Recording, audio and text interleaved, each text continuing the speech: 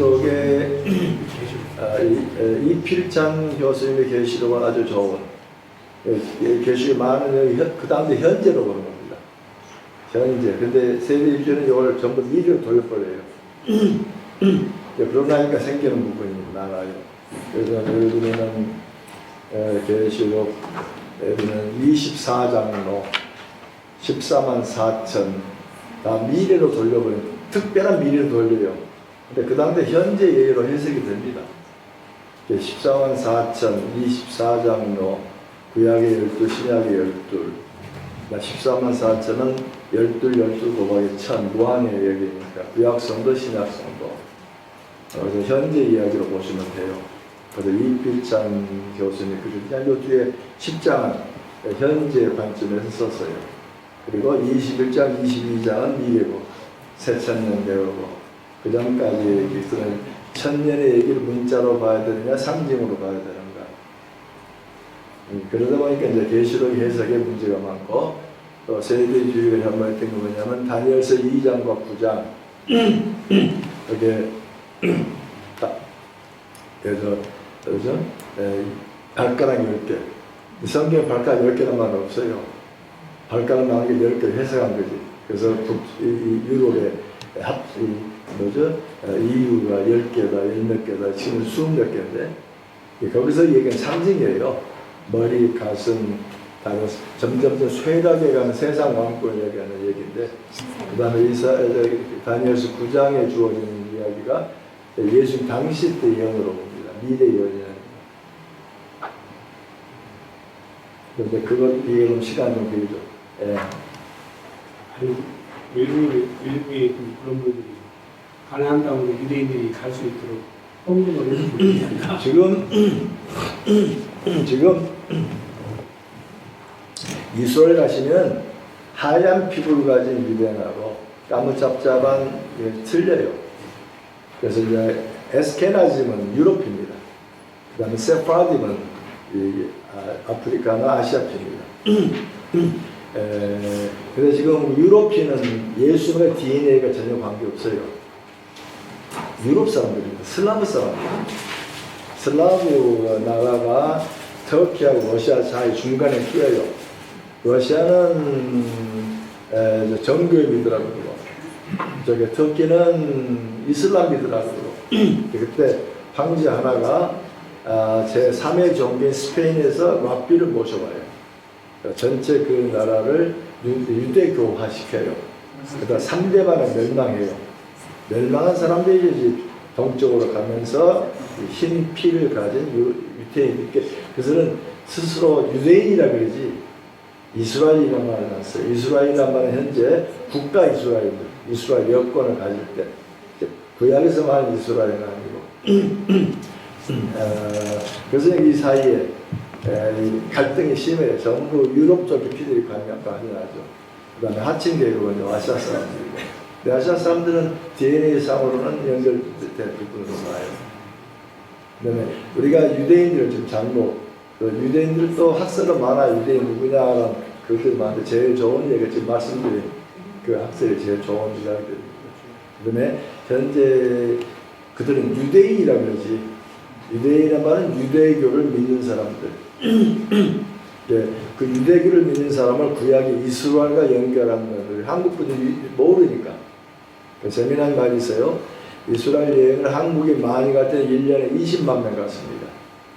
그래서 왜 한국 사람들이 이스라엘을 좋아하느냐? 답이 뭔지 아세요? 역사상 한 번도 안 당해봤기 때문에. 이스라엘 사람들과 피해를 본 적 없잖아요. 이스라엘 사람들은 우리 한국에 70년, 72년도 미국 가는데 그때 한국의 가발 때문에 유대인들 업종을 한국의 가발을 뺏어와요. 값싸게 만들 때에다. 유대인들이 가발을 놨죠. 그때 캘리포니아 쪽에서 저놈들이 우리 시장을 침범하는데 저걸 죽여야 되냐 안 죽여야 되는가. 실제로 어떤 그 얘기가 캘리포니아 돌아다녔어요. 근데 유대인들 죽일 필요 없다. 왜? 자기들끼리 싸워도 죽더라. 그때 가발이 3불, 4불짜리 들어와가지고 유대인 손해에서 50불, 100불 팔았습니다. 다시 말하면 가발은 우리 대대손손 먹을 수 있는 아이템입니다. 흑인들의 상당수가 머리털이 안 좋아서 어느 머리털은 머릿속으로 파고듭니다. 그리고 반 이상의 가발을 써야 돼요. 이 머리 관리가 힘듭니다.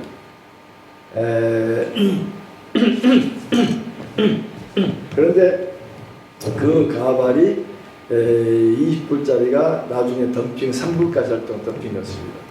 우리가 스스로 망친 겁니다. 우리는 우리끼리 싸우잖아요. 그래서 그때 유대인들 말 가만둬라. 자기들 망할 거 외울 수 있는데 왜 우리가 손에 피를 묻히냐. 그래서 70년대 막 가자마자 LA에서 좀 머물렀었는데 그때 LA 신문 로스앤타임스에 그런 기사가 나온 것.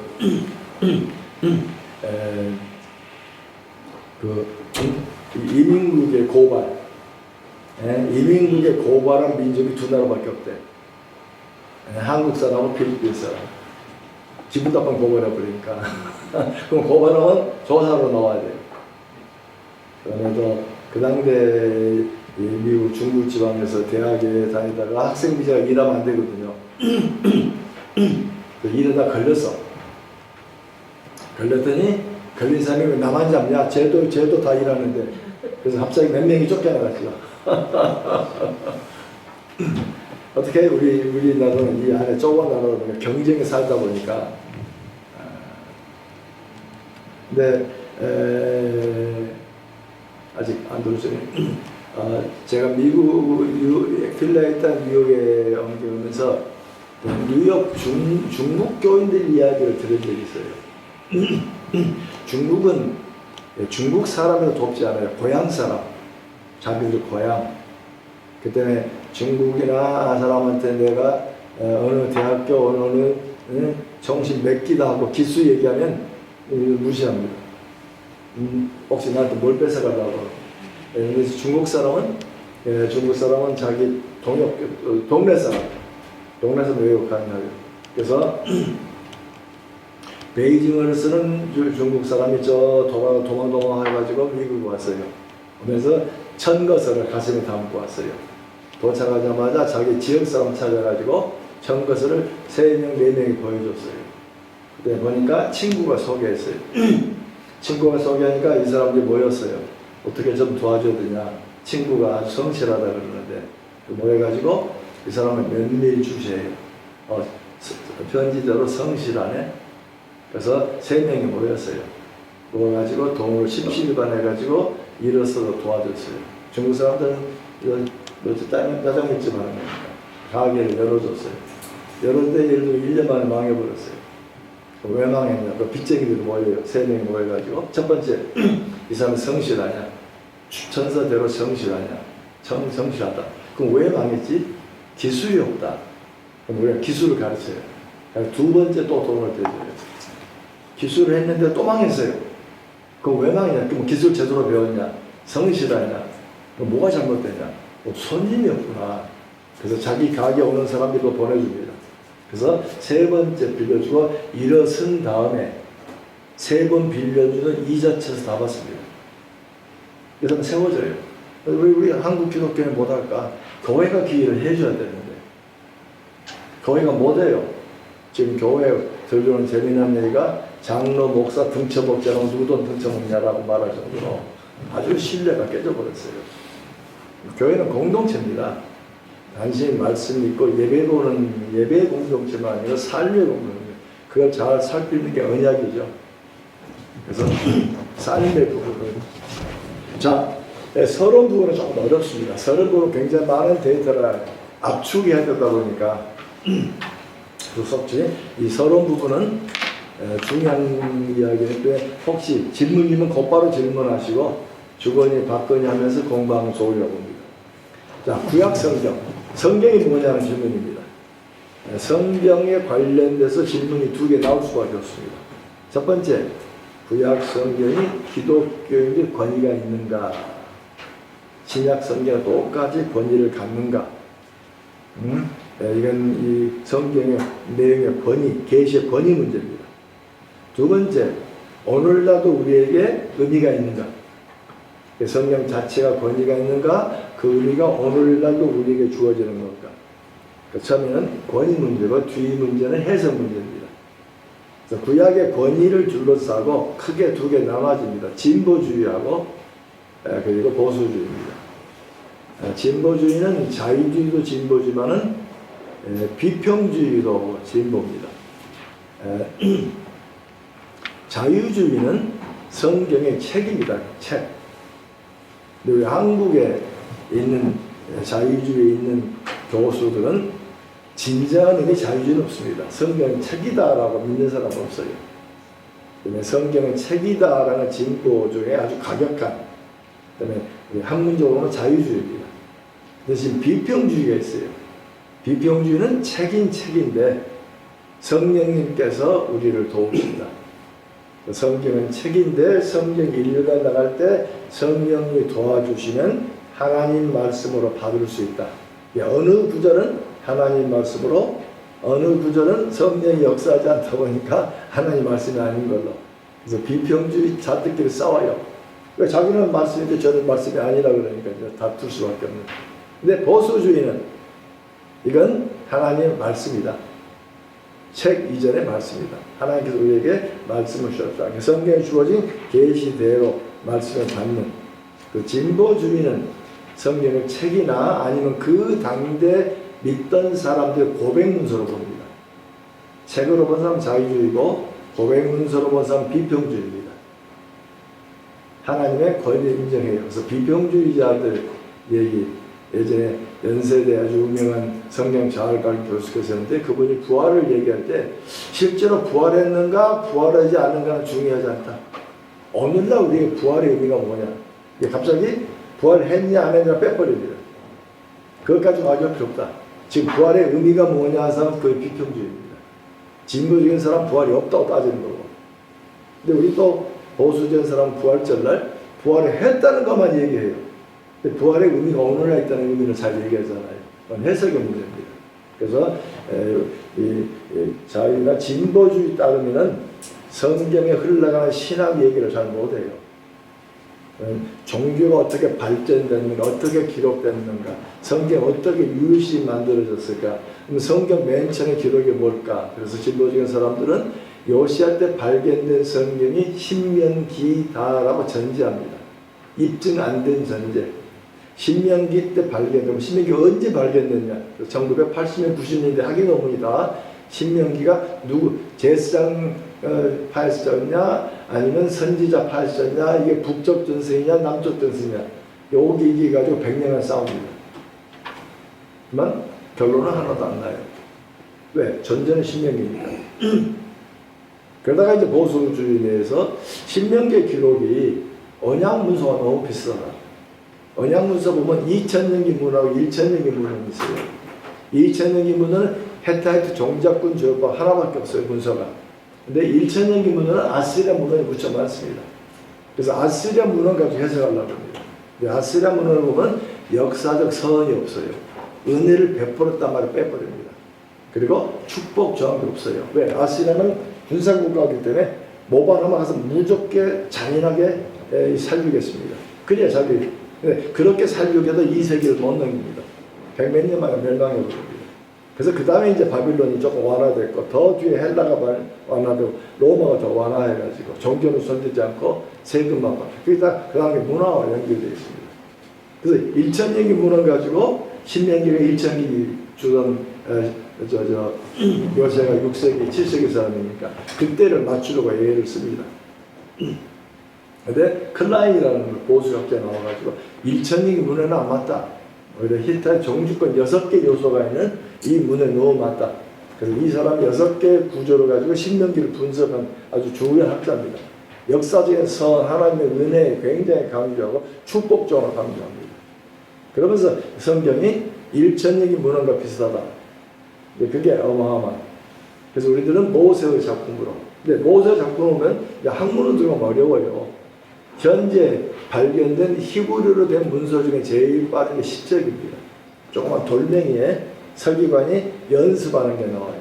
8세기에 히스기야 실로암 터널에도 발견된 게 있고, 예레미야 때 도자기 파편이 있고, 여기 많지 없어요.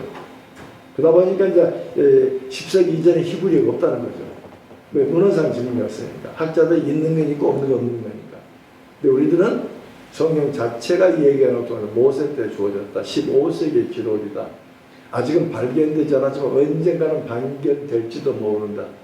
그 다음에 지리적 여건이 이집트는 메마른 곳이니까 카이로 같은 게 1년에 10일을 다놉니다. 그러니까 파피르스 기록에도 남아요. 그 다음에 이란과 이락은 비가 거의 안 옵니다. 1년에 2번 범람해요. 북쪽에 눈 내린 물이 한번 범람하고 갑자기 비가 온 물이 범람하고 그 범람한 것들이 치수로 주어져 있면서 그 다음에 흙이 진흙이 많다면 흙도 굽지 않아도 오래 보관이 됩니다. 근데 이스라엘은 그들 땅과는 달리 진흙이 많은 문화도 아니고 또 진흙도 아라비아에서 날라오는 모래바람이 오다가 가느다고 입자 아주 가는 것만 남다 보니까 물이 오면 질컥질컥해요. 이걸로 토파는 못 굽습니다. 그리고 휴가 꽤 오다 보니까 그리고 이슬이 많아요. 그러니까 파피루스를 놔둬도 오래가지 못하고 토파는 만도 오래가지 못하는 그런 문화적인 특성 때문에 그래서 또 이스라엘은 이 금붙이가 쇠붙이가 없어요. 석회암층이다 보니까. 그래서 여러분들이 쉽게 영화를 보면은 이 아론이 들고 간 금송아지상이 4명인가 6명이 될 정도 커요. 이제까지 이스라엘 땅에서 발견된 신상, 금붙이로 된, 쇠붙이로 된 것은 요 새끼손가락 한 마디예요. 그러니까 리브가가 엉덩이에 깔고 앉죠. 엉덩이에 깔고 앉는 게 매우 희롱스러운 신의 이야기. 그리고 돌멩이는 좀 큽니다. 이제 제일 큰 하솔에서 발견 돌멩이는 여기 팔꿈치에서 여기까지가 제일 커요. 몇 개 발견됩니다. 그래서 고고학 땅에 발견되면은 들어가서 돌멩이가 나오면 약간 돌멩이 종류가 나오면 그래서 그림 그리고 사진 찍고 해야 됩니다. 왜? 성소일 가능성이 많습니다. 그다음 뼈가 많이 나오면 성소가 되고. 자, 그건 우리 고고학. 그래서 결국 고고학에 주어진 이야기가 성경에 도움이 되는가? 중요한 건 고고학 발견이 성경 해석을 못해요. 먼저 성경 해석이 주어지고 고고학 이야기 그렇게 해석할 수 있겠구나 하고 받아들이지 고고학이 답이 안 됩니다. 문제를 풀어주지 않아요. 왜냐하면 고고학이 나타나서 내가 몇 세기 도자기로 말하지 않거든요. 해석입니다. 그러다 보니까 이제 논란이 많은 나중에 여러분 구약 개론교를 또 다 얘기하는 부분들입니다. 그다음에 결국 성경은 진보적인 어떤 책으로 본다면 계시를 말하기 어려워요. 보수주의자들은 성경 권위, 성경이 얘기한 권위대로 따라가는 겁니다. 두 번째는 의미입니다. 하나 좋은 질문이 성경은 누구나 이해할 수 있는 객관적 역사로 기록된 것인가? 누구나 이해할 수 있는 건가? 그 질문 자체가 안 맞죠. 길을 가던 사람을 보고 보여주고 성경 기록 그대로 믿을 수 있느냐 하고 이제 해석의 의미입니다. 해석의 의미를 둘러싸고 그래서 여기서 이제 의미했던 것, 의미하는 것, 과거에 의미했던 것, 지금 의미하는 것, 이 두 개 가지고 또 싸웁니다. 그래서 많은 학자들은 두 개가 다르다고 합니다. 우리들은 성경 계시로 본 사람은 의미했던 것과 의미하는 것 같은 그 말을 모르면 신학과 역사 문제입니다. 신학과 역사는 분리된 경우에 역사는 시간과 공간 속에 일어났어요. 공간 속에 계시가 주어지지 따로 주어지지 않았어요. 근데 진보적인 사람들은 이 시간과 신학을 구분합니다. 그러다 보니까 시간을 그래서 역사를 하다 보면 역사 증거가 많이 안 나타나요. 그러니까 믿을 게 못 된다. 대신 오늘날 이 경전으로 주어졌으니까 오늘날 의미가 뭐냐 난쪽으로 하다 보니까 이 뿌리가 사라져버리죠. 그래서 하나 재미난 질문이 여러분 18ペ 중간에 누구나 이해할 수 있는 해석이 가미되지 않은 사실 자체가 기록된 것인가? 역사, 현대 역사에서 주어지는 근데 역사는 해석에 들어가 있습니다. 자, 여러분 우리 신문 기억나죠? 똑같은 사건이 벌어져도 조선일보와 한겨레 신문은 틀립니다. 왜? 이미 거기에 해석자 관점이 들어가요. 또 똑같은 보수주의도 중앙일보하고 조선일보 틀립니다. 어떤 사람은 일면 큰 팔자 크게 써서 올라가고, 어느 사람은 중요하지 않으니까 아래다 작은 글자라고, 어느 사람은 2페이지 올라가고. 또 우리 공영방송도 마찬가지예요. 어떤 사건이 벌어졌는데 KBS, MBC 다 틀립니다. 왜? 그 에디터가 이걸 매초할 것인가, 뒤에 배경을 뭘로 할 것인가, 이걸 말할 때 뭘 얘기할 것인가, 어디까지 얘기할 것인가, 이 안에 이미 해석이 들어가요. 그래서 종종 우리 교회에서 많이 일어난 일 3자 대질입니다. 그렇죠? 분명히 얘기를 전할 때 분명히 뭐가 일어났어요. 얘기를 전할 때, 전달할 때 이미 전달자 의도가 들어가 있습니다. 그 의도 때문에 싸웁니다. 실제냐? 그럼 다시 말하면 사실 자체가 전달되는가? 브루트 팩트라 말을 씁니다. 라틴어로 팍타, 브루타 팍타입니다. 브루타 팍타. 영어로 번역하면 브루트 팩트입니다. 다시 말하면 해석이 가미되지 않은 사실, 그 사실은 전달 안 됩니다. 부부싸움도 왜 싸우죠? 사실 자체가 전달 아니에요. 아하고 어가 틀립니다. 이미 해석자의 해석이 들어가 있습니다. 그래서 성경에 바로 얘기가 또는 히트의 종종 전쟁 얘기를 쓸 필요 없어요. 또 애굽문헌도, 애굽문헌은 애굽 바로가 신이기 때문에 전쟁 승리만 얘기해요. 실패 이겨낸 기록하면 신이 아니잖아요. 그래서 이상하게 말을 꼬여가지고 승리한 얘기만 끄집어냅니다. 재미난 것은 사사기 어간에 해쪽 종족하고 애굽 바로하고 시리아 부근에서 큰 싸움을 해요. 세계 대전이 벌어집니다. 시리아는 얘기 한마디도 안 해요. 사사기는 한마디도 안 해요. 근데 양쪽 다 이겼다고 합니다. 히타이트도 이겼다고 그러고 바로도 이겼다고 그래요. 누가 이기지는 몰라요. 나중에 보니까 바로가 자기 공주를 헷하게 시집 보내요. 누가 이긴 거죠? 헷이 이겼어요. 헷이 이기면 곧바로 전 군사를 몰고 애굽에 와야 돼요. 근데 헷이 애굽에 안 내려옵니다. 그 애굽에 안 내려온 이유를 몰랐어요. 나중에 보니까 헷 나라 옆에 큰 나라가 있어요. 성경에 안 나오는데 그 나라가 딱 버티고 있으니까 이 헷 나라 비울 수가 없어요. 비워나가면 이 나라가 점령해 버리니까 바로 이 나라 이야기는 고국에서 발견됩니다. 그러니까 그 문헌상의 진위가 얘기가 되죠. 그 때문에 이 기록이라는 것은 성자의 기록이고 자기 중심적 기록입니다. 상당히 이미 관점이 편협되어 있는. 성경은 달리 성경 관점 저자가 있어요. 하나님은 인간 저자에게 역사를 바라보게 하시고 그걸 적을 수 있는 그 관점은 신학자가 아니고 주님이. 그래서 계시는 역사냐 아니냐.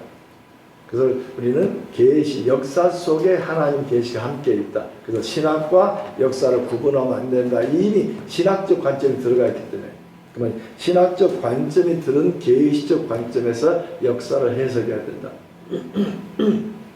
예를 들면 분명히 출애굽은 역사상 일어났어요. 역사 출애굽 부인한 사람 많습니다만 그래도 역사를 부인한 사람은 출애굽기를 13세기 어간을 봐요. 또 우리 보수의 사람 15세기 실제로 일어났어요. 일어나는 이야기를 이제 실제로 일어나냐는 이제 고고한 이야기고 아직은 많이가 발견되지는 않았습니다. 지금 아라비아 땅에 많이 되는 이야기는 어느 부분의 이야기고 소수 견해입니다. 아주 다수 견해는 아니고. 그 다음에 그런 견해가 있다라고 얘기되는데 분명히 시간과 공간 속에 일어났어요. 일어났는데 홍해 걷는 실제 이야기만을 성경을 쓴 건 아니에요. 하나님이 간섭하셔서 동풍을 불게 하시고 맹활하게 하시고 땅을 건너게 하시고 불기둥과 구름기둥을 그렇게 막고 계셨고 그리고 나서 하나님이 불기둥과 구름기둥을 제거해버리니까 애국 군대가 들어와서 수장해버려요. 그러면 애국 군대가 다 죽었다고 되어 있어요. 그럼 바로가 죽었을까? 아니요. 15세기 학설 따라 바로가 살아있어요. 그 바로가 전쟁을 3번밖에 안 합니다. 1450년에 한 번 하고 1446년에 한 번 하고 1400몇 년 해요. 1446년이 보수주의 견해들이 많아 출애굽의 같아요. 전쟁을 하고, 왜냐면 바로가 툭두버 3세 같은 거로 전쟁을 16번 합니다. 근데 이 아메노트 2세는 3번밖에 안 해요. 왜 못했을까? 군사가 없어요. 주된 병거들이 다 수장돼 버렸기 때문에. 예, 그런 얘기를 이제 역사적인 정황과 성경을 맞추는 겁니다. 맞추기 때문에 이렇게 해석할 수 있다는 것이지, 이것은 이것이다라는 말은 증거가 없잖아요. 이 학문이라고 하는 것은 이제 우리 목사님들은 선포기 때문에 이것은 이것이다. 그 다음에 선포할 때는 역사적 얘기를 끌고 나오면 어려워요. 왜? 증거가 없는데. 그럼 끝나고 나서 다 우리 대학 공부 나온 사람들이 증거 있습니까? 하면 어려워요. 그건 성경 가르칠 때 이런 학자의 얘기가 있다. 그러나 좀 주된 이야기는 우리 메시지죠. 시, 공간, 사실이 인정되어져야 목사가 힘이 있습니다. 없는 이야기를 놓고 마치 그럴듯하게 꾸미려면 힘이 약해요. 그래서 신학을 진보를 받은 사람도 목회자나 선교사는 보수주의자들입니다. 왜? 성령 이사를 믿어야 선포가 되죠. 그래서 신학은 따로 놓습니다. 그래서 우리 한신 나오신 분은 신학을 버려야 목회가 산다라고 말하는데, 신학은 버릴 게 아니죠. 신학이 정확해야 메시지가 정확하죠. 왜? 거기다 생명 거는 거니까. 그래서 우리들은 보수적 관점에서 성경이 있는 게 가장 적합하다. 자, 그러면 왜 그게 중요할까? 두 번째, 성경 기록 때문에 그렇습니다. 지금 기록하는 방법론, 지금 현대 역사학적 방법으로 성경이 기록된 게 아닙니다. 성경은 꼬치꼬치 언제 몇 시에 아주 구체적인 상황되겠지만 성경 저자는 그렇게 기록된 건 아닙니다. 그 당시에 문헌 기록 방법이 있습니다. 4가지 원리입니다. 첫 번째는 선택의 원리입니다. 모든 걸 깡그리 적지 않습니다. 지금 우리는 텔레비에 별 이야기 다 나옵니다. 실제로 이런 이야기를 기자를 파송해서 카메라로 보여주면서 이렇게 문제가 이렇게 했다 막 적나라하게 고발하는 문서들입니다. 성경은 그 당시 문서를 고발한 문헌이 아닙니다. 하나님께서 지금 일하고 계신다는 중요한 사실들이요. 그래서 제일 중요한 건 다 기록하지 않습니다. 성경도 잘 나타나게 요한복음 20장 30, 31절 예수께서 제자들 앞에서 이 책에 기록되지 아니한 다른 표적도 많이 행하셨으나 오직 이것만을 기록하는 것은 예수께서 하나님 아들 그리스도심을 믿게 하려 합니다. 그래서 요한복음은 다른 복음서와 달리 이적 행위를 많이 기록, 7개밖에 안 뽑습니다. 그래서 사건 뽑고 거기다 해석하고 사건 뽑고 해석하고. 그래서 예수님이 다윗의 아들이요 하나님의 아들이시고 이미 왕으로 오셨음을 주로 얘기합니다. 그래서 재미난 것은 성전 청결 사건이 다른 복음서 끝에 있습니다. 청결 사건은 중요한 의미가 뭐냐면 이미 왕으로 예루살렘 왕으로 입성하셨기 때문에 왕으로 하는 첫 번째 사역입니다. 히스기야가 왕이 되자마자 맨 먼저 성전을 수축하고 종교 개혁을 일으킵니다. 요시야도 어렸을 때 예수 하나님을 믿고 성전을 수축하다가 성경이 발견돼요. 그러니까 성전을 수축한다는 것은 왕으로 주는 첫 번째 사역입니다. 그러니까 지금 왕으로 들어오신 우리 하나님이 예수님이 이미 이스라엘 왕이심을 선포하는 첫 번째 사역이 성전 청결이에요. 그래서 전부 뒤에 기록합니다. 그러면 요한복음 왜 앞에 기록하죠? 저자가 얘기한 의도는 뭘까요? 이미 왕이라는 겁니다. 왕으로 오셨다는 걸 먼저 선포하고 들어갑니다. 그래서 요한복음은 회개하라 천국이 가까이 왔다는 말 안 해요. 이미 하나님으로 오셨다는 겁니다. 그래서 나다나엘과 대화와 얘기 속에서도 하나님의 이 나라에 임할 것이다. 오르락 내리락 한 걸 볼 것이다 하고 야곱 얘기를 끌고 들어와요. 그 얘기는 곧 내가 하나님이다. 내가 하늘문이다. 이미 그리고 요한복음 2장에 내가 하나님이다. 그리고 물로 내 포도주를 비추는 것도 하나님의 기적. 나는 하나님의 선포로 들어가요. 이게 성경 신학 해석입니다. 근데 많은 걸 기록하지 않았다. 그분이 하나님이시고 왕이신 사실을 놓고 정보에 나가면서 그래서 예수는 속죄를 할 수 있고 그분은 왕이고 내가 메시아라는 얘기로 흘러가면서 기록된 신학적인 기록들입니다. 구약은 이 부분이 매우 강해요. 열왕기를 읽으면 좋은 예전의 오므리입니다. 오므리 왕은 고대 근동 문화에 아시리아 문화에 이스라엘 땅을 오므리 땅이라고 말합니다. 오므리가 다스리는 땅. 그 오므리란 말을 상당히 긴 기간 동안 했습니다. 우리 중국을 말하면 시진핑가 다스리고 후진타오 다스리고 결국 누가 다스리는 또 우리가 예전에 90년대 80년대 교회 전도 교회 다십니까? 그러면 나 한경직 목사님 교회 다닙니다. 김창인 목사님 교회 다 마찬가지죠. 대표론이죠. 오므리는 대표원이에요. 그래서 재미난 것은 주전 845년인가 그게 살만에서 방첩비가 있습니다. 살만에서 방첩비 검은 거 거기에 글이 적어져 있고 중간에 칼라로 색동옷을 입은 왕이 와서 무릎 꿇고 조공을 바치는 장면이 나와요. 그때 이아우 왕이 나와요. 이아우 예후 왕입니다. 주전 842년인가 그러니까 이 예후 1년째입니다. 그때 이 셈족 예후 왕이 살만에서에게 바치고 이걸 이제 구약의 역사 해석의 연도 기점입니다. 연도 기점. 그때 문헌에 보면 오므리 아들로 나와요. 근데 실제 오므리 아들이 아니거든요.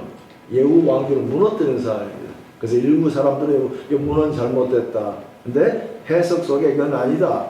오므리가 다스린 나라 사람이다. 이스라엘 사람이에요. 근데 이런 위대한 오므리인데 성경 14절밖에 기록 안 합니다. 그것도 전쟁력이 끄집어내지도 않고 오므리는 모압을 점령합니다. 근데 언급하잖아요. 그리고 사마리아 천도 얘기만 끄집어내고 느바사도 여로보암 죄에서 벗어나지 않았다.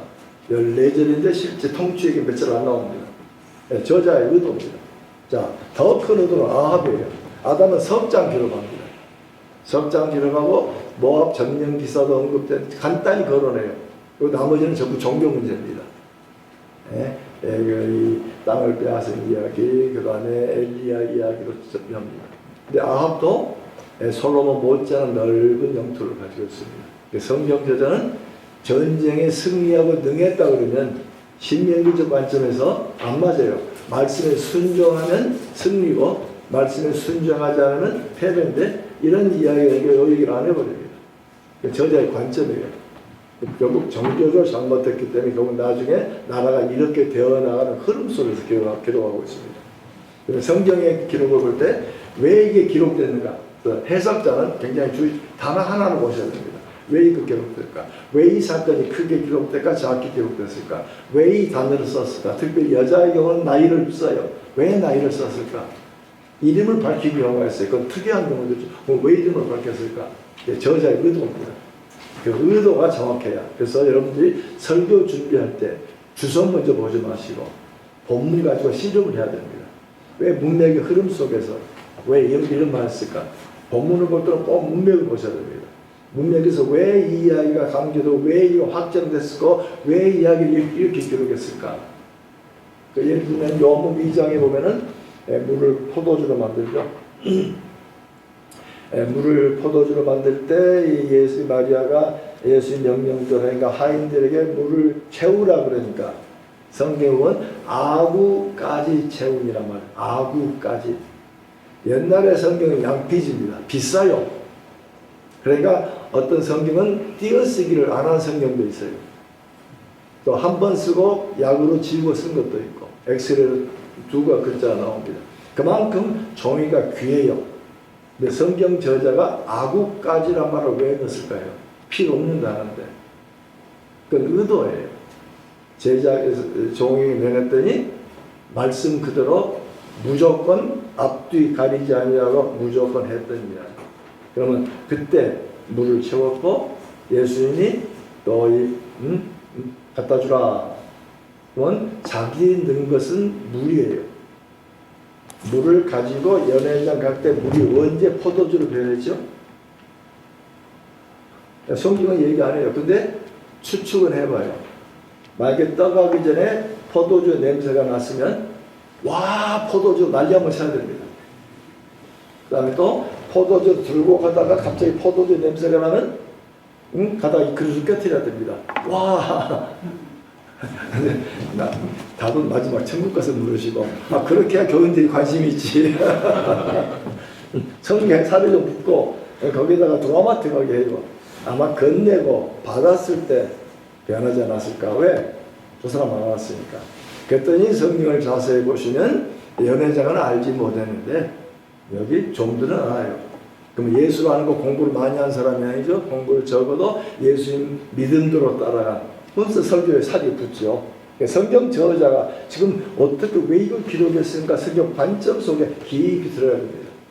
그래서 설교 준비에 설교 전문가들은 적어도 10시간, 10시간 이상 본문 보라는 겁니다. 본문 가지고 본문을 보려면 요한복음 신학이 보여야 됩니다. 요한은 전체가 보여야 돼요. 창세기 전체가 보여 본문을 봐요. 그래서 성경 연속 설교를 하라고 그러죠. 성경 전체를 공부하고. 두 번째, 강조 올립니다. 강조 올림은 잘 나타난 게 여호수아서입니다. 1장부터 12장까지는 정복기사, 13장부터 20장까지는 분별기사입니다. 근데 정복기사의 앞에 반은 정복 준비 이야기입니다. 그리고 실제 정복은 5장부터인가 주어져요. 그리고 정복기사의 5분의 4가 여리고하고 아이 정복 이야기입니다. 다른 정복은 짧아요. 그럼 왜 여리고와 아이를 길게 기록했을까? 말씀대로 했더니 이중성벽, 여리고는 이중성벽입니다. 그 당대 성벽은 굉장히 굳건한 성벽, 이중성벽마저도 무너졌다. 근데 말씀대로 안 했더니 변변찮은 성, 지금 아이성이 제대로 발견 안 됩니다만 아이성, 성벽도 제대로 없는 이 성을 점령 못했다는 겁니다. 그럼 그 다음에 헤브론성, 여러 성들을 점령했다는 무슨 얘기죠? 말씀대로 했더니 점령했다. 그 중에 패러다임입니다. 그래서 강조, 성경 저자의 의도 강조가 요거 말씀대로 그 당대 예언은 믿어지지 않는 나팔을 불고 소성을 보고 말이 안 되는 이야기들. 그런데 하나님 말씀대로 왜? 그다음 요단강을 건너봤거든요. 왜? 하나님의 이적적 요단강을 건넜거든요. 법궤가 들어가니까 물이 갈라졌어요. 이적을 봤기 때문에 여리고성을 돌라 그러니까 돌 수밖에 없는. 왜? 하나님 하시니까. 막 교리로만 배웠다면 못하죠. 될까? 말도 안 되는 소리. 근데 체험했던 사람이 가능해요. 체험하다 보니까 그들은 이런 일이 가능했습니다 하고 온 땅을 점령했습니다. 세 번째는 배열기사입니다. 배열기사. 사무엘상 5장부터 7장을 설명해 드렸죠. 이건 사무엘상의 사울의 왕의 흥왕과 퇴락 여기에 맞춰서 다윗 왕의 흥왕과 퇴락을 맞추다 보니까 다윗 말기에 주어진 언약체별 법궤 이동 이야기를 앞으로 옮겨놨습니다. 그래서 1장부터 4장까지는 연대기 기사예요. 사무엘하. 5장부터 8장까지는 주제 배열입니다. 5장은 블레셋 점령하고 6장은 법궤 이동하고 7장은 언약의 체결되고 8장은 군사 목록입니다. 그 다음 또 다른 배열 기사가 있어요. 열왕기하 22, 23장. 22장은 성경 발견입니다. 성경 발견. 23장은 종교개혁 목록입니다. 자, 이거 왜 중요할까? 진보적인 사람은 열왕기하 22, 23장 연대기로 봅니다. 성경이 발견되었더니 율신 사상이 제시돼서 개혁했다. 이때 처음으로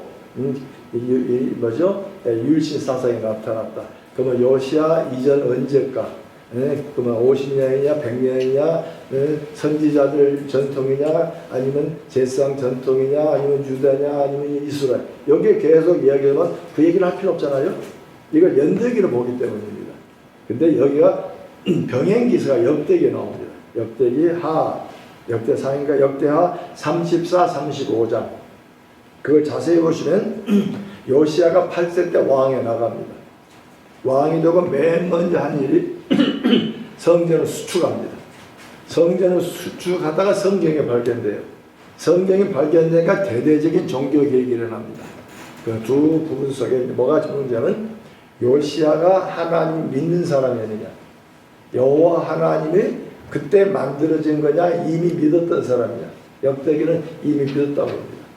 이미 믿고 제사장의 도움을 받아가지고 성경을 수출한 성경이 발견돼. 성경이 발견돼가지고 대대적인 종교개혁. 우리는 역대기를 보니까 열왕기가 주제 배열입니다. 성경 발견의 얘기를 한 장 적었고 그 다음에 종교개혁을 얘기했고 그래서 유일신 사상이 그때 만들었냐 안 만들었냐는 언급할 필요가 없는. 그때 이제 진보적인 사람들은 역대기 믿을 수 없다. 역대기는 성전신학으로 오염된 거다. 그리고 후대 문헌이다. 이건 믿을 수 없다. 하고 지금도 안 받아들입니다. 여기 성경이 무엇인가? 그래서 우리는 배열이라는 것도 성경도 여러분 읽으실 때 배열하는 이야기. 한번 성경 가지고 계시면은 사사기 바락 기사를 얘기할 때 요엘 얘기를 끄집어내요. 요엘 얘기를 끄집어내는데 그 요엘이 사람을 죽이는 이야기를 동사로 막 나열해요. 사사기 4장 끝부분에 가시면은 4장 22절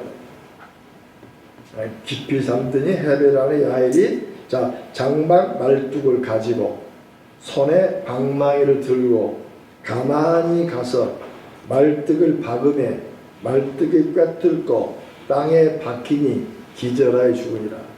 의도예요.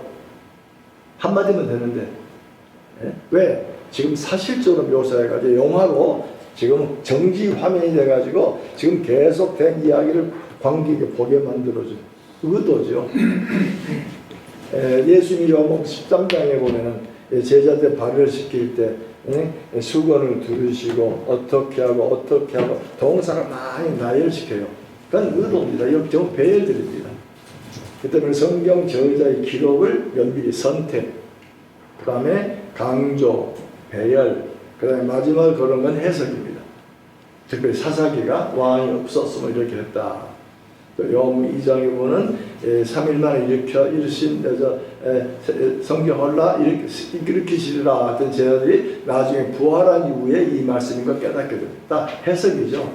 요 네 가지 원리. 가장 중요한 원리는 첫 번째입니다. 선택의 원리. 왜 이 단어를 썼을까? 왜 이렇게 나열했을까? 왜 이 사건을 기록했을까? 왜 이걸 이렇게 기록했을까? 전부 의도들입니다. 예를 들면은 사사기에 가면은 이 베냐민 얘기 나오면서 이 레위인이 자기 아내를 찾으러 갔다가 돌아오면서 베냐민 성에 머물다가 잘못된 사람들 와서 내가 너와 상관하리라 하고 동성연애제 얘기를 끄집어내니까 부인을 내보내요. 우리말은 번역이 참 한데 본문을 자세히 히브리 말로 보면 이 남편이 자기 부인을 발로 차 보내버립니다.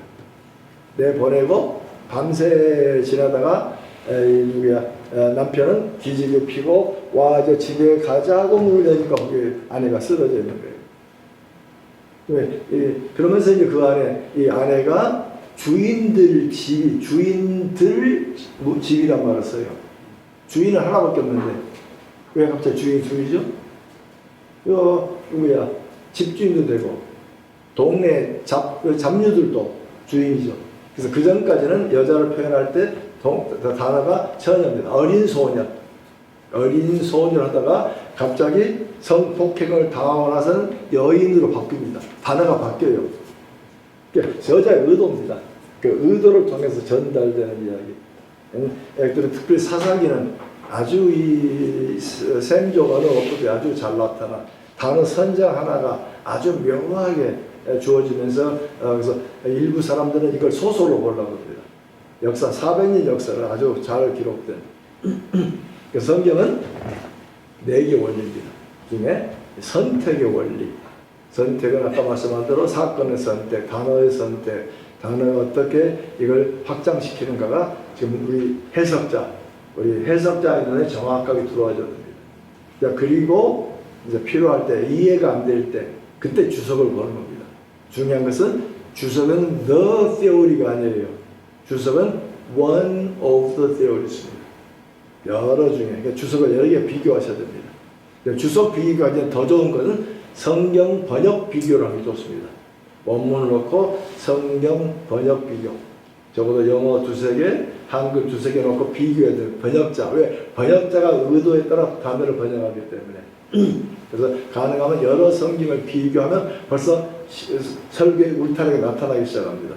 이제 그때 성구 사전도 보고 그 다음에 마지막에 내가 한 게 맞은가 그른가 그때 보는 게 주석입니다. 주석을 가지고 해석을 들어가면 이 주석자의 관점에 빠져버립니다. 그래서 제가 미국교회에서 참기던 이래 보면 그때 작년 1200 모이는 큰 교회인데 예배가 1시간 15분이에요. 10시 45분에 시작 12시 땡치면 끝납니다. 순서가 많아요. 구약 본문, 신약 본문, 설교 본문. 근데 설교는 딱 15분입니다. 설교 15분에 그 교인이 다 무릎 꿇어서 그 목사 교인 앞에 해요. 참 설교 잘하다. 그래서 어떻게 설교하냐. 2주 전에 설교 완성된대요. 그리고 설교를 몇 번 연습한대요.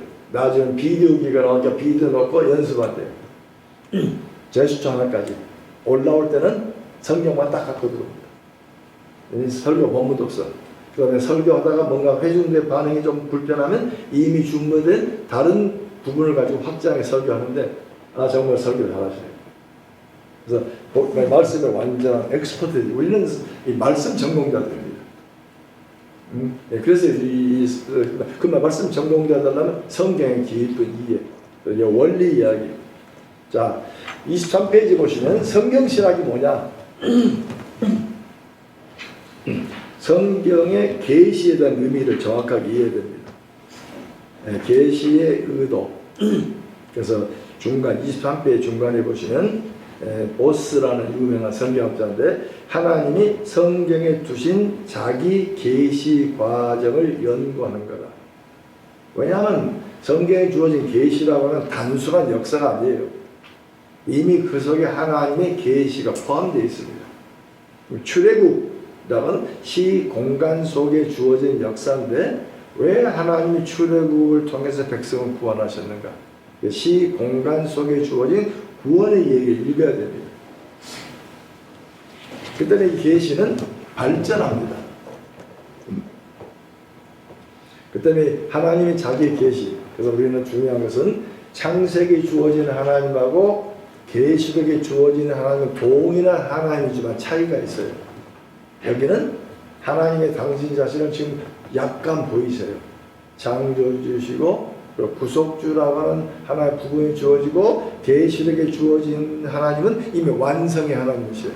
그 사이에 하나 큰 계시가 전개되는 거죠. 그 전개되는 것 속에 한 하나님이시지만 하나님은 당신 자신을 조금씩 하세요. 처음부터 보이지 않으세요. 마치 우리에게 주어진 일도 마찬가지요.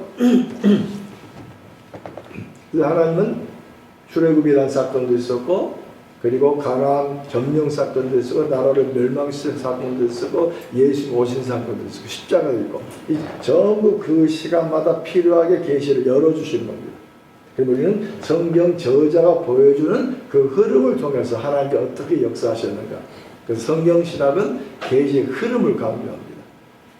조직신학은 논리 강조지만은 우리 성경신학은 계시의 흐름이죠. 그러니까 이 말씀에 살이 붙죠. 조직신학은 딱 논리적 이것은 이것이다 끝나버리지만 성경신학은 그 안에 흘러가는 흐름 속에서 보니까 그 다음에 정황이 있죠. 역사 있죠. 환경이 있죠. 그 사이에 주어진 말씀을 하다 보니까 우리는 살이 상당히 붙어갈 수가 있습니다. 그럼 성경신학의 특징이 뭔가? 조직신학은 논리입니다. 조직신학은 성경 전체가 완성됐다로 출발합니다. 성경 전체를 한 시간대로 봅니다. 이미 예언하시고 완성했다. 그럼 완성됐기 때문에 여기서 한 번만 얘기되면 교리화할 수 있습니다. 역사적인 상황과 관계없어요. 그 다음에 논리하고 조직한테는 굉장히 좋아요. 근데 성경의 문맥을 살리기는 어려워요. 좋은 예 중에 하나가 요한복음 3장에 보시면 물과 성령으로 거듭나지 아니하냐. 그럼 우리는 독삼 대뜸 조직신학 가지고 들어요. 물은 물세례다. 또 성령은 성령세례다. 먼저 성경신학자는 물어요. 그럼 그때 예수님이 성령세례를 말씀하셨나? 아니면 하나님은 예수님은 항상 그들의 회중의 눈높이에 맞춰 일했지. 청중의 눈높이였지. 갑자기 어려운 얘기를 안 하셨거든요. 그러면 니고데모가 성령을 그러면 이해했나? 근데 왜 그렇게 얘기했는데 니고데모가 성령을 못 알아들었지? 그러면 저 말이 안 맞는 거죠. 그러면 그딴데 그러면 예수님이 말씀한 문맥이 뭘까? 지금 역사 문맥이고 예수님이 너 구약학자 아니냐? 너 왜 모르냐고 그렇게 지적해요. 예수님 말씀이 뭘까? 요 얘기를 어디서 가져오냐면 에스겔 36장에 나옵니다. 물로 씻어 새 영을 부어주어. 그러면 물도 회개고 영도 회개입니다. 예수님은 회개하면 하나님 나라를 볼 것이다. 그럼 구약의 얘기를 가지고 나오면 니고데모에게 굉장히 살이 쫙 붙어갑니다. 성경신학과 조직신학은 상호 보완입니다. 성경신학 한 사람은 항상 조직신학을 봐야 됩니다. 항상 교리와 연결된 교리를 얘기한 사람은 성경신학을 연결해야 됩니다. 그래서 미국의 존 머리라는 분이 있고 우리 성신의 이상근 박사, 우리 이상근 교수한테 배우면 초기에는 이상근 교수가 가르치셨어요. 이분은 조직신학을 성경신학적 관점에서 얘기했어요. 논리가 아니고 그리스도의 어린 양, 구원이다 어린 양 얘기를 저 창세기부터 출애굽기부터 가져와요. 출애굽기 그러면서 이 어린 양 얘기를 가지고 논리적인 어린 양의 구속 얘기를 끄집어내요. 이게 조직신학이 살아있어요. 이분들 때 배웠던 분들은 조직신학을 따로 안 가르쳐요. 성경 얘기할 때 가르쳐요. 그러니까 교인들이 성경을 통해서 조직신학 접해요. 근데 많은 분들은 성경 얘기 따로 있고 조직신학 얘기 따로 있습니다. 그래서 제자 사역한다고 고급반에 올라가면은 신론 가르치고 기독론 가르치고 와서 이건 교회 가르칠 필요는 아니에요. 성경 가르치면서 요한복음 가르치다 성령론 얘기하면 또 에베소 가르치다 교회론이 들어가면 돼요. 그 다음 우리 교회사를 기도하는 우리 아바타 강의를 만드는데 좀 그렇게 좀 해봐라. 교리사하고 조직신학을 합쳐봐라. 조직신학이 딱 떨어진 게 아니죠. 교리사, 역사 속에서 문제가 되고 문제될 때 성경 구절이 주어져 있어요. 그렇게 만들면 배운 목사들이 교회에서도 가르치고 조직신학도 가르치고 성격하게 다 하면 되죠. 그렇게 얘기했더니 조직신학 교수가 우리도 성경 가르쳐요. 성경 신학자 얘기만 하지 말아요. 해가지고 말도 오감적이었습니다. 성경 신학은 자, 첫 번째 23페이지 맨 밑에 성경 신학은 계시의 점진적 유기적 발전을 다룹니다. 왜? 계시 특성이 점진적 유기적입니다.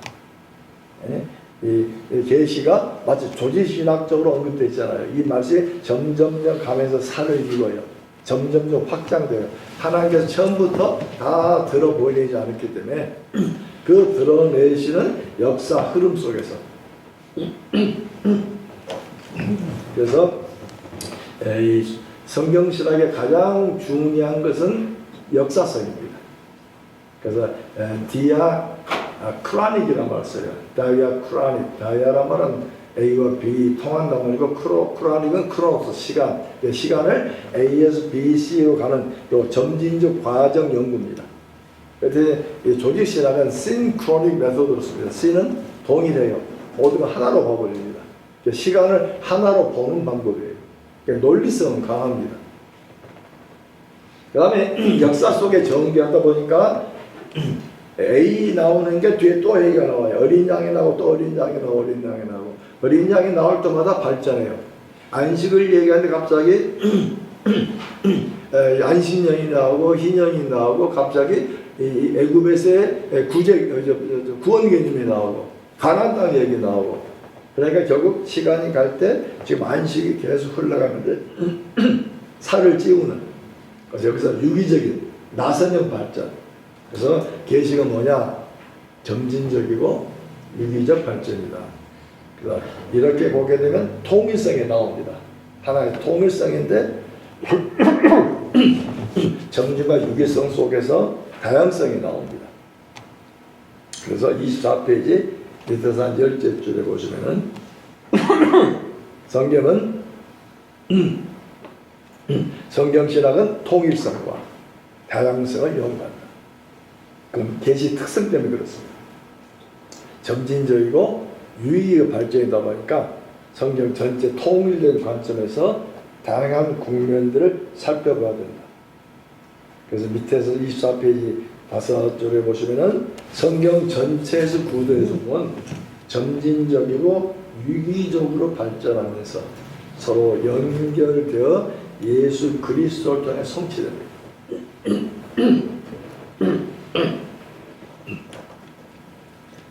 그러면 이 성경을 어떻게 연구하면 좋은가? 세 번째로 모형론적 성경 해석입니다. 성경은 계속 전개되고 수정, 변화, 통합이라는 점진적 과정을 통해서 발전하다 보니까 구약과 신약을 어떻게 연결할까? 그게 쓰는 것이 모형론입니다. 자, 모형론을 잘못 이해하면 어렵습니다. 그래서 우리 부흥사 목사님들이 실수를 많이 했어요.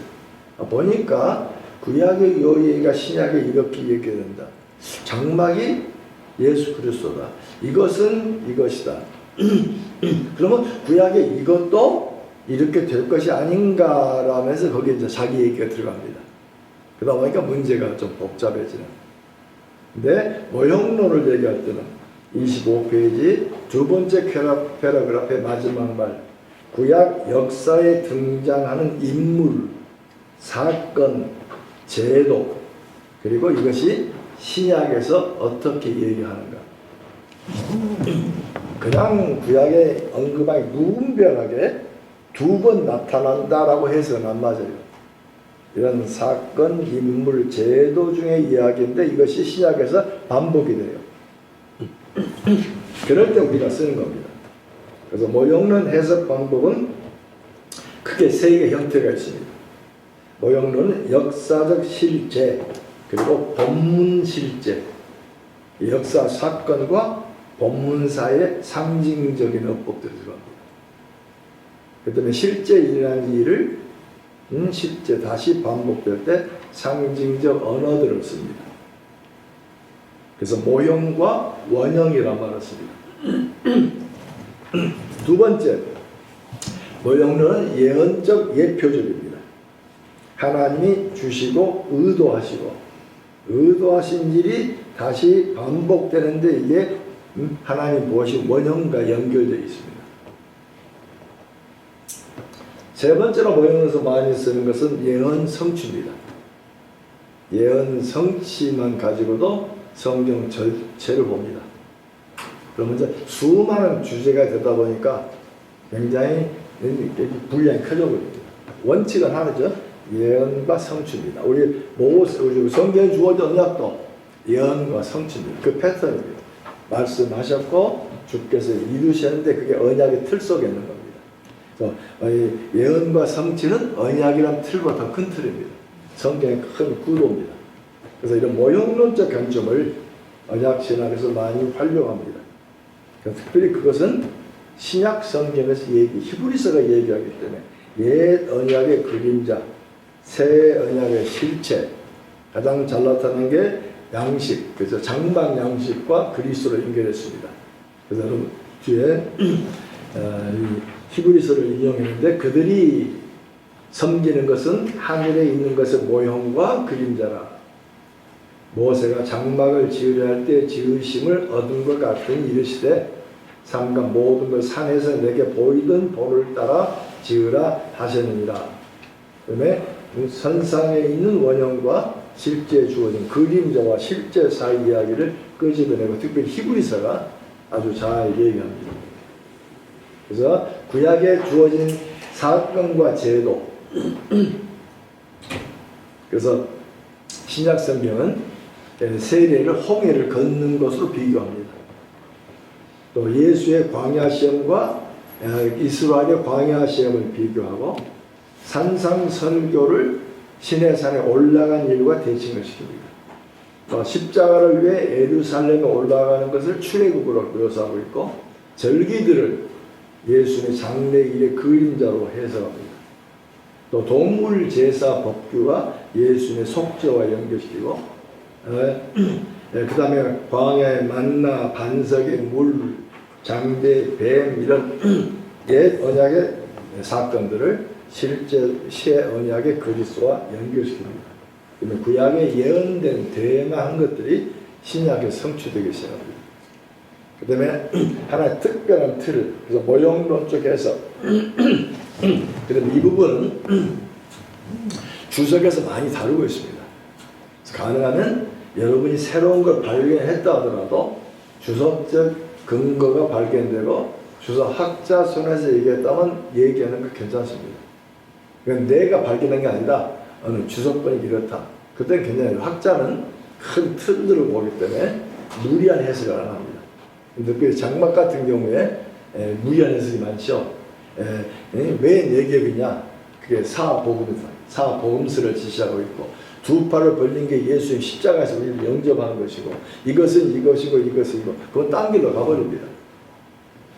장막에 관한 얘기도 성경이 신약이 보여준 것만 얘기합니다. 신약에서 얘기하는 걸 살을 붙이면 자 교인들은 신학 훈련을 안 받았습니다. 목사 얘기를 들으면 나름대로 상상의 날개를 펴니다. 그러면 전혀 딴 길로 가버립니다. 우리 목사는 성경 말씀 지침을 주는 겁니다. 큰 뼈대를 주는 겁니다. 뼈대에서 문을 잘못 열면 곁길로 가게 되어 있습니다. 그래서 결국 옛날 박태선 장로라분도 결국 가르치는 목회자가 잘못되니까 평신도가 성령을 자기 손에 주물럭주물럭 딴 길로 가버립니다. 자 그렇다면은 성경신학과 조지신학은 뭘까? 아까 잠깐 설명했습니다. 성경신학은 발전입니다. 점진적, 유기적 발전. 그럼 내가 이 구절을 연결하려면 앞선 구절이 있어야 되고 뒤이은 구절이 있어야 됩니다. 큰 틀이기 때문에. 그래서 이런 시간의 흐름들. 그 다음에 조직신학은 논리입니다. 그래서 밑에 그림에 보시면 성경신학은 통시적 방법입니다. 시간이 통과해가는 거죠. 그 다음에 조직신학은 동시적 방법입니다. 성경 전체를 완성된 걸로 봅니다. 한 번만 언급하면. 그러니까 조직신학은 태초 전, 창조 전 얘기도 하고 그 다음에 이 영원한 나라, 시간이 끝난 이후도 조직화할 수 있습니다. 성경신학은 역사 규범이다 보니까 창조 전 얘기는 잘 안 다룹니다. 왜? 역사에 안 나타나니까. 조직신학에서는 이사야 시편 가지면 창조 전 얘기를 하죠. 근데 우리들은 성경 자체가 얘기 안 하니까. 또 주님의 재림이 낙원 이야기도 우리는 계시록 22장에 언급된 걸 주로 하지 또 다른 데를 가고 그래서 우리는 모자라기 때문에 조직신학적인 관점을 연합해서 함께 해석을 합니다. 그래서 항상 한 손에는 성경, 한 손에는 조직신학적인 그 가장 여러분이 좀 사랑해야 할 책이 웨스트민스터 초교리 문답강에서 그 책은 조직신학을 7개를 아주 간략하게 예화도 참 좋아요. 뉴질랜드 목사님이 평신도를 가리키기 위해서 만든 책을 책으로 만든 겁니다. So 그린 윌리엄슨이 쓴 소교리 문답 강해. 그거 하나만 여러분이 완벽하게 머릿속에 넣으면 여러분 조직신학이 별로 어려움 없습니다. 제가 그것을 중국의 조선족 목사에게 가르쳤어요. 그랬더니 이분들이 문답 하나씩을 52주 주일날 저녁 설교를 쓴 겁니다. 그러니까 1년 뒤에 가니까 아니 한국서 신학하신 분보다 조직신학이 너무 정확해요. 왜 정확해 할 때 아니 교수님이 가르친 걸 내가 설교를 했거든요. 52번 나나 설교하다 보니까 내 머릿속에 완전 틀이 잡혀요. 그래서 그때 굉장히 좋은 책을 소개해줬네. 근데 우리 한국 학생에 주어지면 피하고 버려버립니다. 왜? 유명 학자 것이 아니니까. 근데 유명 학자는 어렵습니다. 가장 좋은 조시학 책은 웬 그루든 책, 두꺼운 책, 몇천 페이지 된 두 권짜리가 제일 좋은 책입니다. 저도 사놓고 읽다가 그만뒀어요. 워낙 상세하다 보니까 전체 이야기 참 힘들어요. 그래서 조직신학과 성경신학. 우리는 웨스트민스터 교리 문답을 얘기하니까 웨스트민스터 문답서를 하나 가지고 있을 필요가 있습니다. 문답. 여러분 조직신학 성경적 관점에서 굉장히 잘된 글 중에 하나입니다. 자 28페이지 보시면 구약신학에 문제가 있습니다. 신약신학은 하나님 나라란 얘기로 지난 100년간 얘기했습니다. 신약 신학은 하나님 나라를 제외하고 다른 걸 안 가지고 와요. 자, 근데 구약 신학은 성경에 중심이 있는가라는 질문이 있습니다. 성경에 중심이 있는가? 자, 그런데 진보적인 사람들, 그들은 책이니까 중심이 없어요. 그래서 폰라트 같은 사람은 성경 구약의 중심은 하나님이라고 말해요. 어떤 주제를 가지기 어렵다는 겁니다. 근데 세대주의자들도 중심이 없어요. 왜? 여러 시대니까. 그래서 그들은 중심에 관한 얘기 많이 끄집어내지 않습니다. 근데 이제 학자들끼리 중심의 이야기, 그래서 없다는 사람도 있지만 상당히 많은 사람들이 중심 얘기를 끄집어냅니다. 그래서 여러분 28페이지에 한 10줄에 가려서 학자들 중심, 이 중심을 가지고 책들이 많이 나와 있어요. 근데 중요한 것은 중심으로 얘기하다 보니까 구약 전체가 잘 안 묶여요. 그 다음에 어느 사람은 주제를 2개를 가지고 묶으려고 합니다. 나는 너희 하나님은 너희는 내 백성이다. 이걸로 묶은 사람도 있어요. 근데 성경 전체로 잘 안 묶여요. 저도 언약이라는 걸로 묶지만은 언약을 얘기하면 잠언서가 해석이 어려워요. 지혜에서 어렵습니다. 자, 왜 언약을 다 안 쓰니까. 다시 말하면 언약 중심을 가지고 전체를 묶기는 힘들어요.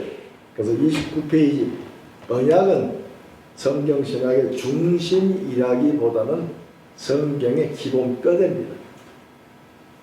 왜? 성경의 앞을 구약, 뒤에 신약이라 하는 것도 이미 주온 뼈대입니다. 그러면 29페이지 중간에 보면 본서, 언약을 뼈대로 삼아서 얘기하려고 이 책을 쓰는 목적은 뭐냐? 하나님의 뜻입니다.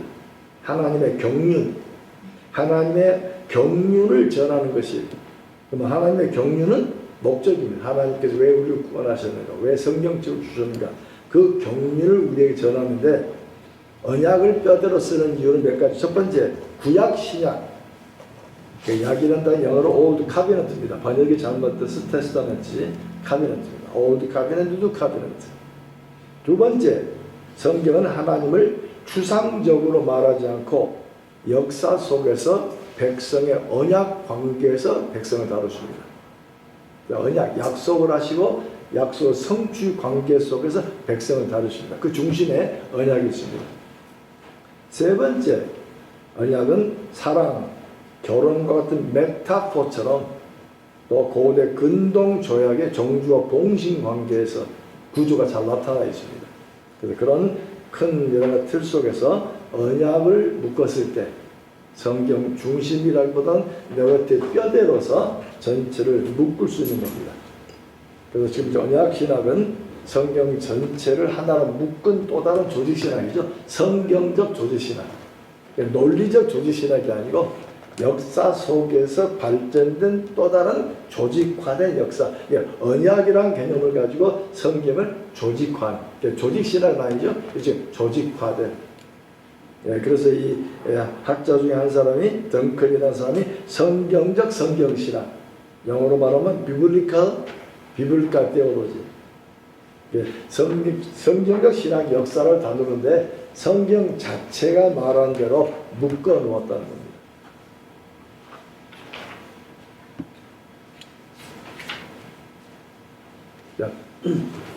자, 그 다음에 이야기는 시간을 가서 연속성이 간단히 처리하고 세대주의를 좀 얘기해야 되겠네요. 연속성이 없다, 있다.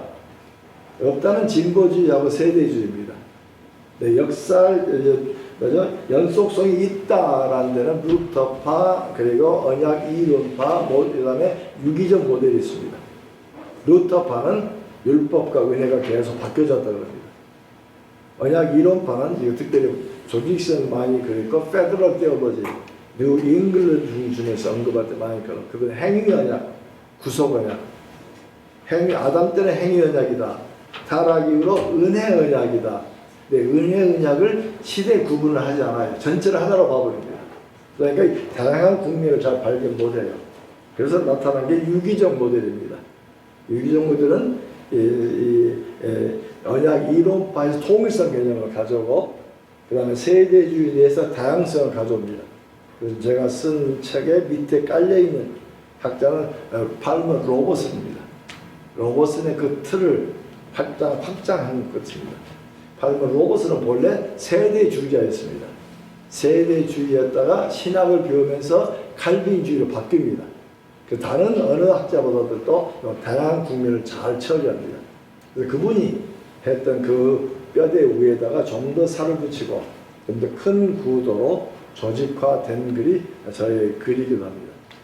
그러면 이 뭐죠? 유기적 모델이 뭘까? 좋은 게 식물입니다. 씨앗을 심으면 싹이 나고 줄기가 나고 잎이 피고 꽃이 피고 열매를 하나의 사이클입니다. 마찬가지로 어린아이가 태어나면 갓나의 아이로 태어나지 처음부터 어른은 안 나옵니다.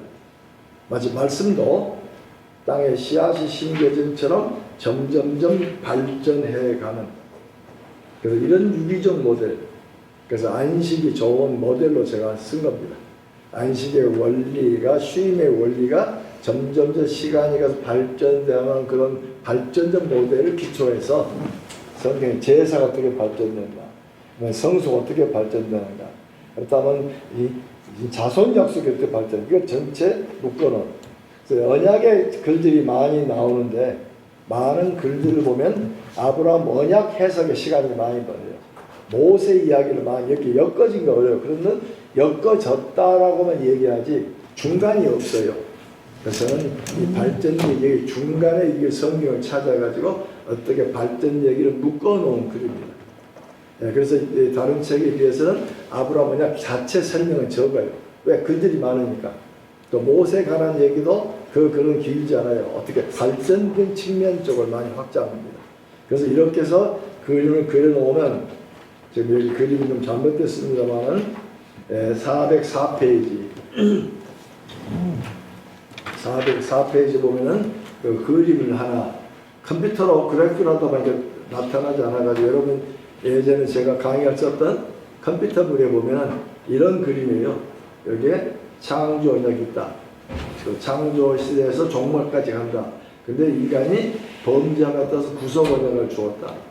구속 언약 속에 아담의 언약, 아브라함의 언약, 노아, 아브라함, 모세, 다윗 이런 언약이 이렇게 발전돼 나간다. 그래서 중간에 성경에 보시면은 역사서, 선지서 보면 언약 중에 4개 언약이 매우 발전돼 매우 많이 나옵니다. 그래서 마지막에 새 언약에 이런 그림을 씁니다. 아브라함의 언약. 그러면 아브라함 언약을 끝나면 요 얘기를 가지고 학생들한테 설명을 시키게 해야죠. 어떻게 발전되는가. 그 다음에 모세 언약이 발전됐다. 그 다음에 다윗 언약이 발전됐다. 그 다음에 새 언약이 발전됐다. 그럼 그 후손, 민족, 국가, 교회, 요 그림 하나 가지고 전체가 설명되면 이 사람은 완벽하게 이해된 겁니다. 지금 이제 컴퓨터 그래프에 여기다 창조란 말을 넣었어야 되는데 창조 언약을 제가 못 그렸습니다. 그럼 매 시간마다 언약보다 창조와 관련된 세상의 임무 얘기가 나와 있고, 그리고 하나님과 관계 속에 언약을 얘기하면 결국 하나님의 백성이 세상을 어떻게 관리할까. 근데 이스라엘이 실패했습니다. 또 누가 실패했습니다. 그러나 하나님 주님이 오셔가지고 우리에게 주신 사명입니다. 우리는 이 땅을 어떻게 관리하고 어떻게 이것을 통치할 것인가 하고 나와줘야 우리 교회 사명도 얘기할 수 있다 보아집니다. 자, 3일간에 걸쳐서 여러분이 말씀을 들어주면 와 주신 것도 감사하고, 또 자주 움직이던 우리 목사님들이 가만히 앉아있는 이 고통 중에 계신 것도 참 감사드리는데 너무너무 감사합니다. 좋은 언약의 선생이 돼서 강단을 받고 이제 귀하게 쓰임받기를 원합니다. 자, 이어서 그냥 질문이 있으면 질문 하나도 받으면 좋을 것 같습니다. 아니면 밥 먹을 때는 식사로 합니까? 네, 식사하시고 그럼 제 기도하고 마치겠습니다. 여호와 하나님,